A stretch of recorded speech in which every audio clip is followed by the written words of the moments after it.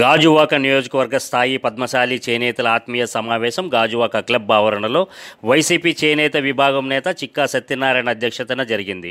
ముఖ్య అతిథిగా పరిశ్రమల శాఖ మంత్రి, గాజువాక వైసీపీ అభ్యర్థి గుడివాడ అమర్నాథ్ విచ్చేశారు.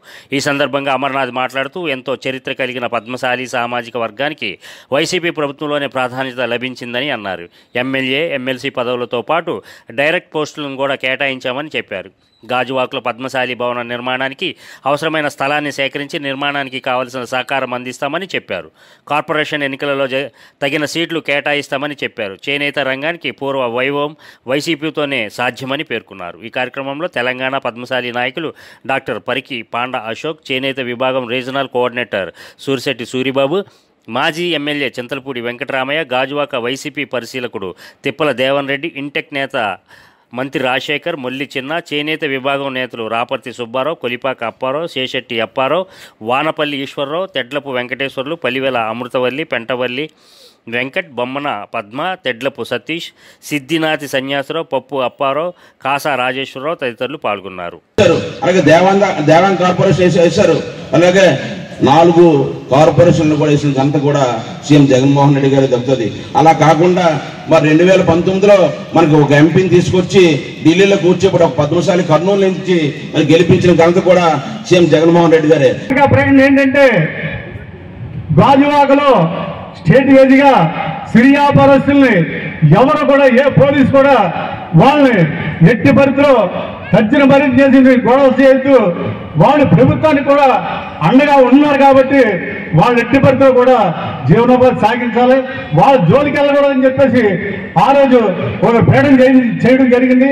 ఆ ప్రకటన విన్న తర్వాత గుండెల మీద చేసి సిరి వ్యాపారస్తులు సుమారు 2000 మంది జీవనోపాధి కొన్ని సమస్యల్ని పరిష్కరించేటువంటి అవకాశం కూడా రావడం నా అదృష్టంగా భావిస్తూ ఉన్నా.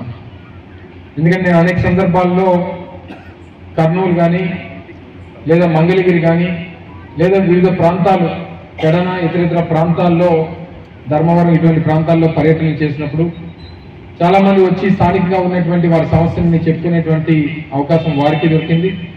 ఆ చెప్పినటువంటి సమస్యలు విని నా స్థాయికి తగ్గట్టుగా నా స్థాయిలో, ప్రభుత్వ స్థాయిలో వారి సమస్యలు పరిష్కరించేటువంటి అవకాశం కూడా నాకు దొరికింది.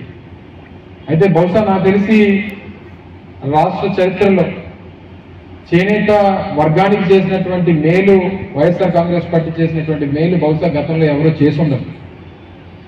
ఎందుకంటే గడిచినటువంటి 5 సంవత్సరాల్లో నేతన్న నేస్తం పథకం కింద 900 కోట్ల రూపాయలు ప్రతి సంవత్సరం 24,000 రూపాయలు చెప్పిన పెట్టుబడి సహాయం కింద జగన్మోహన్ రెడ్డి గారి ప్రభుత్వం అందించినటువంటి సందర్భాలు గతంలో ఎన్నడూ లేవు. ఇవి కేవలం ప్రతి ఒక్క చేనేత వర్గానికి చెందినటువంటి కుటుంబాన్ని మనం ఆదుకోవాలంటే వారికి ఉన్నటువంటి వృత్తిరీత్యా చేస్తున్నటువంటి పనులకి మనం ఆర్థికంగా వారికి సహాయం చేస్తే వారి కుటుంబాలను నిలబెట్టుకునేటువంటి అవకాశం ఉంటుంది. మీ అందరికీ తెలుసు, పూర్వం ఏ రకంగా చేనేత కార్మికులు ముఖ్యంగా రాయలసీమ ప్రాంతంలో, ఇతర ప్రాంతాల్లో వారు ఆత్మహత్యలు చేసుకునేటువంటి సందర్భాలు మనందరం కూడా చూసాం.